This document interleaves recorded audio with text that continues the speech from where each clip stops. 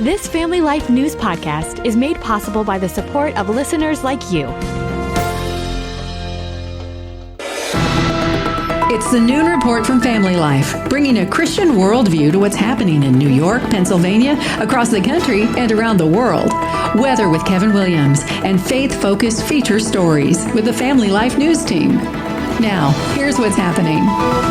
Source of the outbreak. Good Friday afternoon. Welcome to the broadcast. The CDC is closing in on the source of that nationwide stomach bug. It's thought that shredded lettuce from Mexico sold at Taco Bell restaurants in 5 states is to blame. NBC's Ann Thompson starts our coverage. They're getting ever closer to finding that source. This cyclosporiasis outbreak has American health officials working overtime. Now we're learning that federal authorities say iceberg lettuce supplied to Taco Bell is linked to that nasty parasite, which can cause extremely serious stomach issues. The foodborne illness is linked to a parasite in produce. It has sickened more than 7,000 in 34 states. Air conditions will improve this weekend as we trade smoke for storms. Air quality alerts the past couple days have forced local officials to cancel outdoor activities. The smoke from Canadian wildfires has made it difficult for some to breathe. ABC 27 meteorologist Brett Thakera is in central Pennsylvania. This wildfire smoke is pretty bad, probably the worst we've seen it since 2023 when it just engulfed the region. Those with asthma, the elderly, small children, keep them inside because the air quality stinks. Rain this weekend will help rinse the atmosphere and dissipate the smoky air. Catastrophic flash flooding in the Texas Hill Country has turned deadly and it's forced thousands to flee to higher ground. A 300-mile-long river stretching from central to south Texas has a flow rate now that is 2 times that of Niagara Falls. When they talk about a wall of water, it is literally a wall of water. The deluge is happening in some of the same areas where 4th of July flooding last year killed over 100 people, including dozens of girls at a Christian camp. President Trump says he has evidence the U.S. election system is vulnerable to attack from foreign adversaries. He said so last night in a rare primetime address to the nation from the White House. We still have a major challenge that must be urgently addressed, because no country can be great without fair and honest elections. In a major push for the Save America Act, the president claimed 278,000 non-citizens have voted in U.S. elections.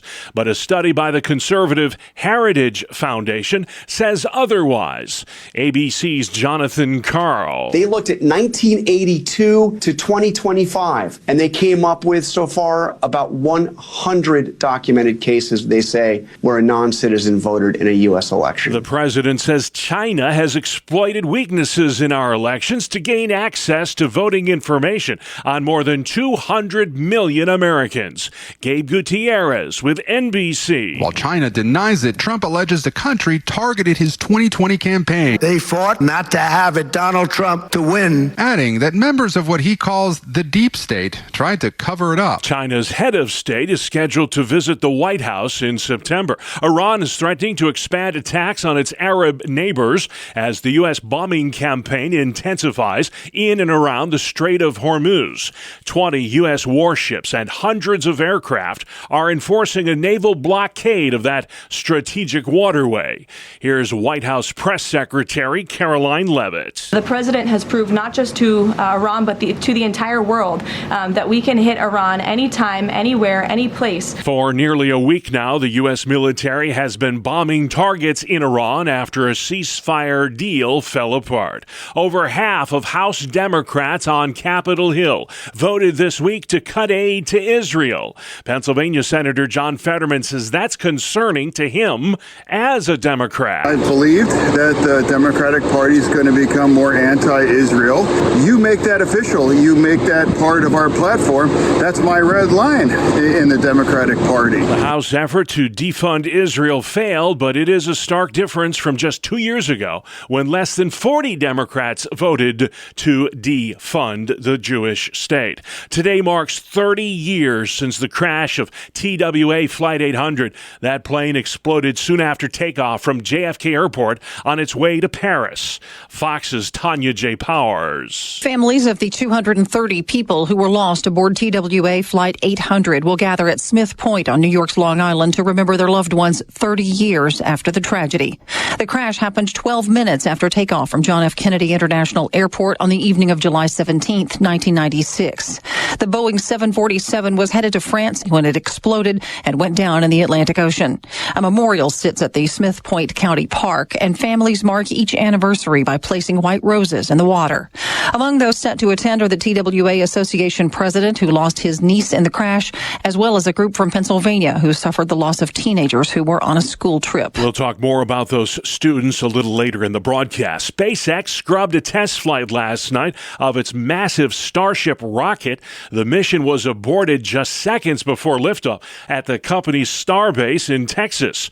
SpaceX hopes to be able to provide a ride for the Artemis 4 astronauts. They're scheduled to land on the surface of the moon in late 2028. And still to come on the Noon Report for a Friday, car theft prevention tips, defenders of data centers, and Picklesburg returns to Pittsburgh. Good afternoon. I'm Kevin Williams, still dealing with smoke and haze in much of the area today. The weekend weather story is a 50-50 one weather-wise. I'll spell things out in the forecast coming up in 10. All right, Kevin Williams, we'll see you in about 10 minutes. The wildfire smoke from north of the border forcing communities to shut down public pools and move outdoor events inside. Conditions will improve with rain this weekend. Peter Bozzetti's in charge of public health for Chemung County, New York. Take frequent breaks, stay hydrated. If you do start to have any symptoms, like if you are an asthmatic or you have some breathing difficulties, it's important to get inside. As soon as those start to flare up, seek out places with some air conditioning. New York Congressman Nick Langworthy's calling on Canada to take action to prevent the degradation of air quality in the Empire State. That Republican representative says Americans should not be forced to breathe hazardous air year after year because Canada refuses to properly manage its forests. That a direct quote from Congressman Langworthy. We're learning more today about what might have caused the sudden resignation this week of Buffalo School Superintendent Dr. Pascal Mumbenga. He and a school board member accused of sexual harassment by a district official. The alleged victim's lawyer is Kristen Elmore Garcia. They put her at risk, and this is aggressive sexual harassment, and this is only months ago. Our client has chosen to stand up for herself and to make her voice be heard. Dr. Mumbenga abruptly resigned earlier this week after less than a year on the job. The school board member under investigation also coached football in Western New York. July is Vehicle Theft Prevention Month, and according to the National Highway Traffic Safety Administration, every 48 seconds a car is stolen in this country. Now law enforcement and lawmakers are joining forces to cut down on those numbers. Erie County, New York Sheriff John Garcia. I go around the entire county, and it doesn't matter where I am, from Buffalo to Akron, Grand Island, Clarence, doesn't matter. People tell me, Sheriff, what is going on? We've had 4 or 5 cars stolen in our neighborhood last night. Sheriff Garcia says you should always lock your car, never leave valuables inside your car, and park in well-lit areas if you can. According to the New York State DMV, 140 stolen vehicles were recovered in the Empire State in just the first 6 months of this year. Critics are blasting New York's first-in-the-nation moratorium on large-scale data center development. Jack Arpey with Spectrum News files this report. more. Members of the industry insist 1 year is too long and will stifle New York's technological evolution and economic development opportunities alike. Rob Simpson, CEO of Central New York Economic Engine, CenterState CEO. New York needs to be in the game. Says a significant part of the question around whether to welcome data centers needs to be what they bring to the community, where concerns exist over limited permanent jobs. Finding a way to work with some of the most sophisticated and capable companies in the world to access that compute power and put it to work for local governments, for schools, for research institutions. That report from Jack Arpe with Spectrum News. The 1-year pause on data centers designed to help the state develop guidelines for protecting the environment and the energy grid. These massive facilities that fuel AI require tremendous amounts of water and energy to operate. Pennsylvania politicians want to make sure artificial intelligence does not drive up gas prices. Here's Family Life's Brian Query. A group of state representatives is proposing legislation that would ban businesses from using AI to coordinate or adjust gasoline prices. Supporters say the measure is designed to prevent technology-assisted price fixing as families continue to face high costs for everyday essentials. The proposal follows a class action lawsuit in California alleging gas station operators used AI software to share pricing data and inflate fuel prices. Representatives say the legislation would work towards the goal of keeping Pennsylvania's gas market fair and competitive. Brian Query, Family Life News. Thank you, Brian. A small borough in north central Pennsylvania is marking the 30th anniversary today of the crash of TWA Flight 800 30 years ago today. 230 people died on that flight from New York to Paris, including 16 students and 5 chaperones from the Williamsport suburb of Montoursville.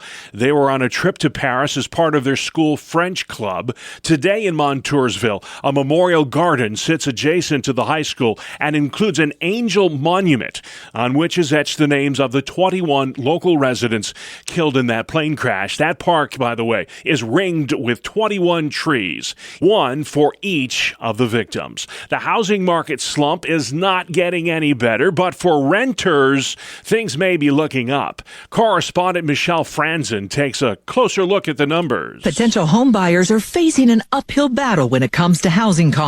Freddie Mac says the average 30-year fixed-rate mortgage increased to 6.5% last week, the highest level since August 2025. Economists say renewed uncertainty over the war with Iran, along with stubborn inflation, is creating the roller coaster for home loan rates. For renters, the trend shows rent prices are getting cheaper, down 1.5% in June and marking 35 straight months of declines. The National Association of Realtors says home sales fell by more than 5% from May to June and are down 3% from this time last year. Picklesburg returns to downtown Pittsburgh this weekend. It's the 11th annual edition and celebrates, of course, all things pickles. Organizers expect more than 200,000 out-of-towners. The festival includes food like pickle pierogies and pickle-flavored ice cream. There's even pickleball, which, by the way, has nothing to do with pickles. That event brings in about $20 million for the downtown Pittsburgh economy. Sports news next. It's the 2-minute drill on the Family Life Noon Report.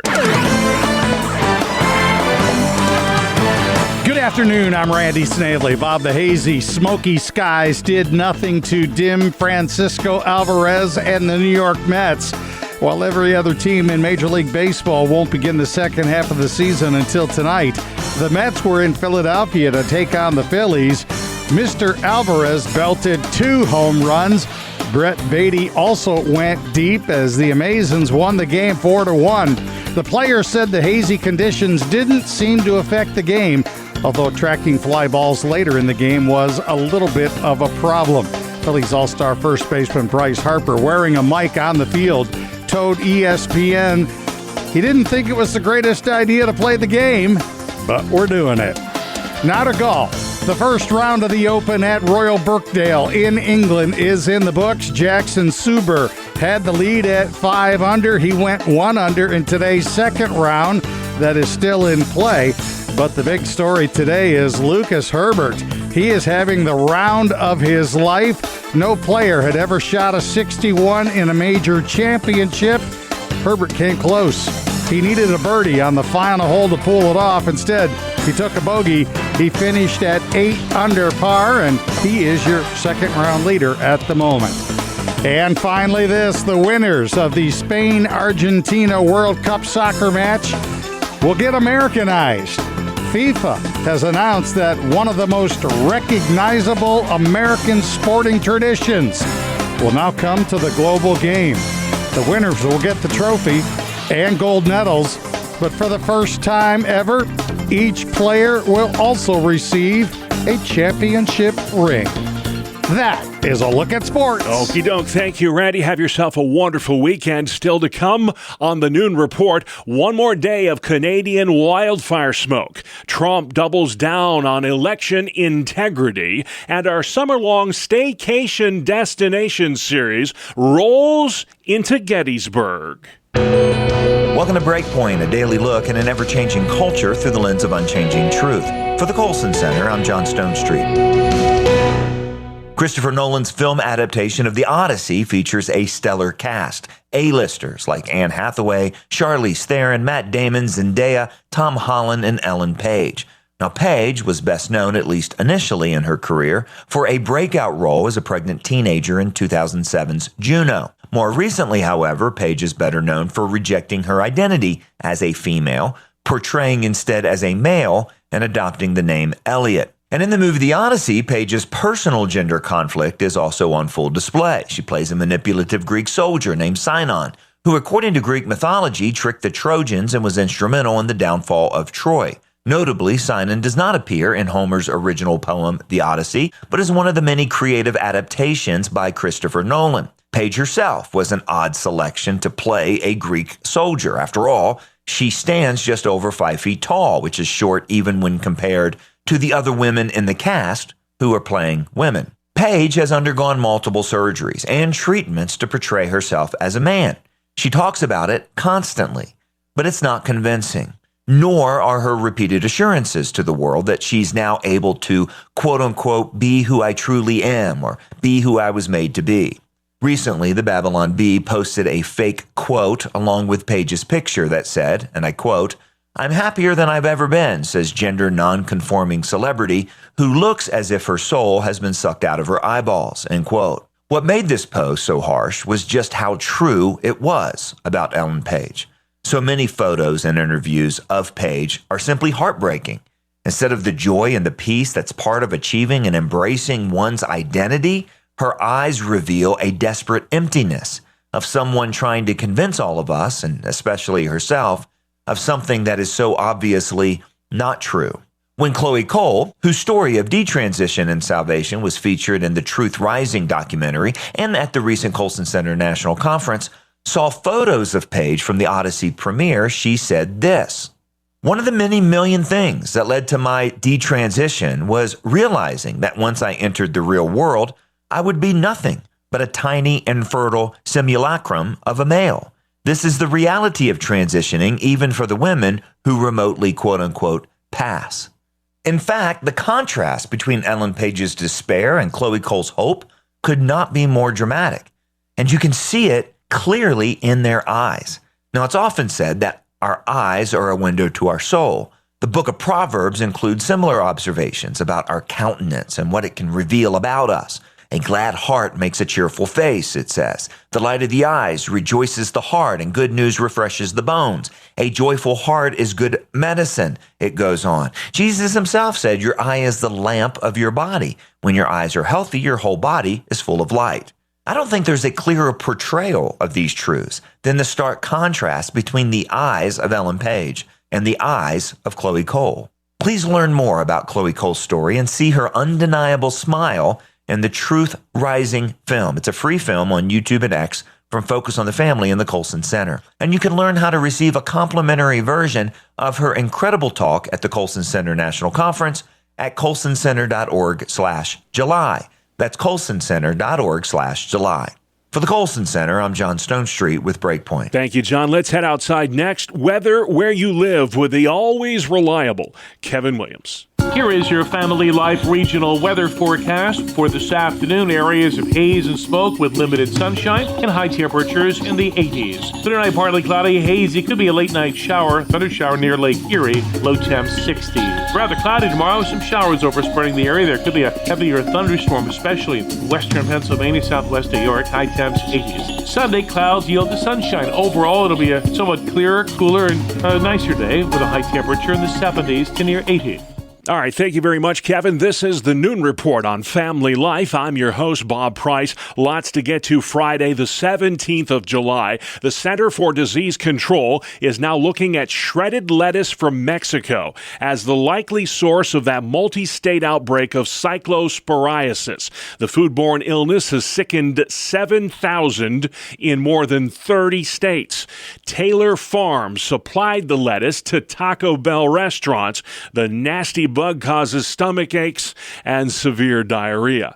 President Trump's made a major push for the Save America Act. He did so in a primetime address to the nation last night. The commander-in-chief says voter ID is necessary in order to protect election integrity. I've also ordered DHS to notify every state about non-citizens on their voter rolls and direct them to remove all ineligible voters from the lists immediately. The president talked at length last night about China's alleged influence on American politics. Starting during the 2020 election cycle, the People's Republic of China carried out what is believed to be the largest compromise of election data in history. Fox's Aisha Hosni. He's alleging that China hacked and gathered voter information on some 200 million Americans over a number of years. That includes names, addresses, voting affiliation. Still, Senate Minority Leader Chuck Schumer seemed unimpressed with the president's findings. Donald Trump's speech tonight has nothing to do with the 2020 elections. It has everything to do with the 2026 elections. He's scared to death that he will lose in 2026, and so he's trying to change the subject. The commander-in-chief's pressuring Congress to pass the Save America Act, which would, among other things, require voter ID to cast ballots in elections. Record flooding continues to overwhelm central Texas. Mangled highways have completely cut off communities there. At least 2 deaths reported, hundreds of water rescues made, and in some of the same areas where 4th of July flooding last year killed more than 100, including dozens of girls at a Christian camp in the Texas Hill Country. The residual effect of Canadian wildfire smoke still lingers in our atmosphere. This woman in central New York tells Spectrum News what it's like for her outside. My nose is running and my eyes are burning. Yeah, and you could smell it. New York Health Commissioner James McDonald says the same masks that were made popular during COVID should help you weather this storm. If you do put a mask on, a mask will protect you as long as it's a KN95 or an N95. New York Governor Kathy Hochul especially concerned about the very young and the very old. Please keep the babies inside. Senior citizens, just hold on and stay home. The Pennsylvania Department of Environmental Protection says air quality will be worse today than it was yesterday, but conditions will improve with rain this weekend. That rain should help rinse the atmosphere. And relief from higher gas prices was short-lived. AAA says the national average for regular unleaded is now just under $4 a gallon, even more in New York and Pennsylvania. The price spike comes as the U.S. resumes military strikes on Iran. You're listening to the Noon Report for Friday on Family Life.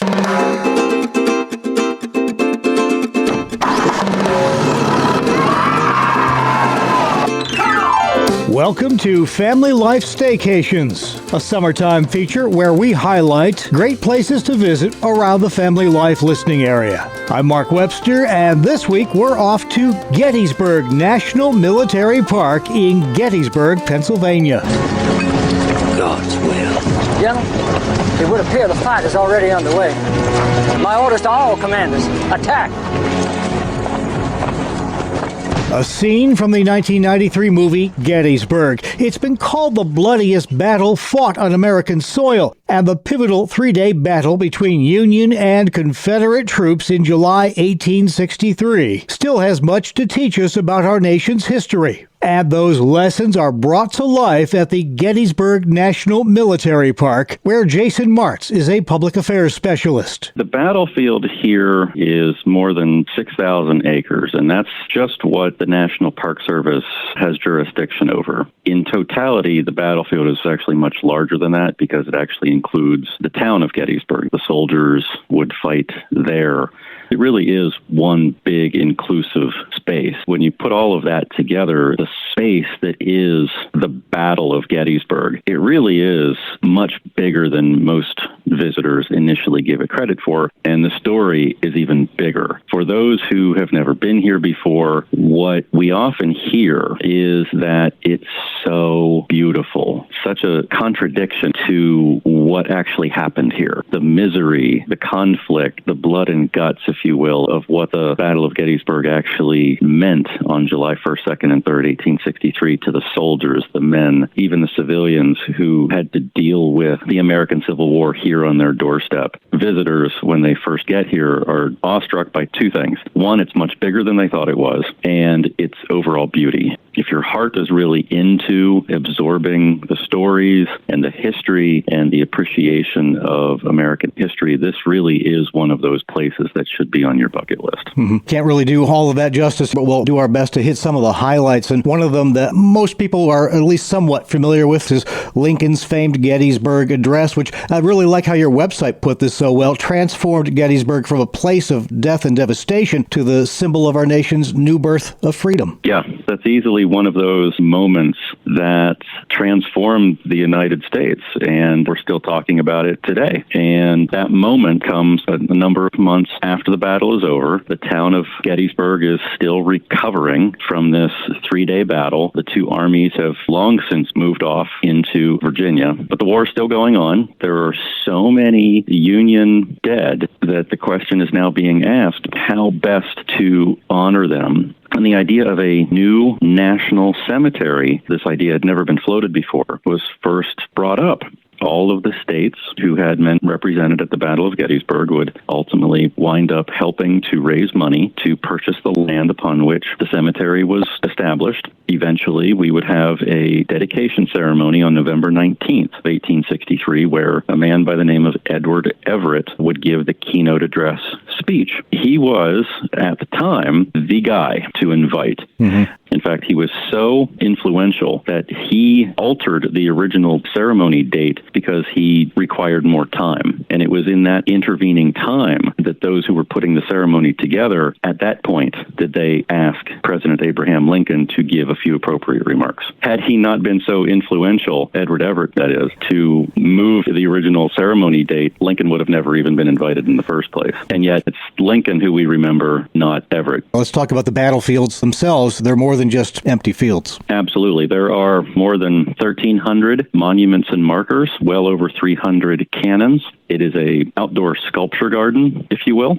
Each of those tells a story of the men who fought and died there. The visitor can get a good sense of where the fighting occurred simply by looking at where the monuments were placed. It's very much like a timestamp. As the visitor drives around the battlefield, the visitor can look at famous place names like the Wheat Field or the Peach Orchard or Devil's Den. You will see Union and Confederate monuments immediately adjacent to one another, and so you know those are locations where heavy fighting would have taken place. A lot of places to see indoors as well. I know one of the main attractions is the Gettysburg Museum of the American Civil War. 22,000 square feet, a lot to experience inside there. Indeed. The Gettysburg Museum and Visitor Center houses the museum itself, along with the cyclorama painting, and those two entities, along with the film, are all elements that introduce the visitor into not only the Battle of Gettysburg, but the American Civil War as a whole. And all of these pieces put together together are done in a way that allow the visitor to immerse themselves into not just the story of the Battle of Gettysburg, but really the entirety of the American Civil War. The film is a 20-minute film called A New Birth of Freedom, wholly based on the Battle of Gettysburg, but it does touch upon the entirety of the Civil War. And then that leads right into the cyclorama painting, one of two in the entire United States. It is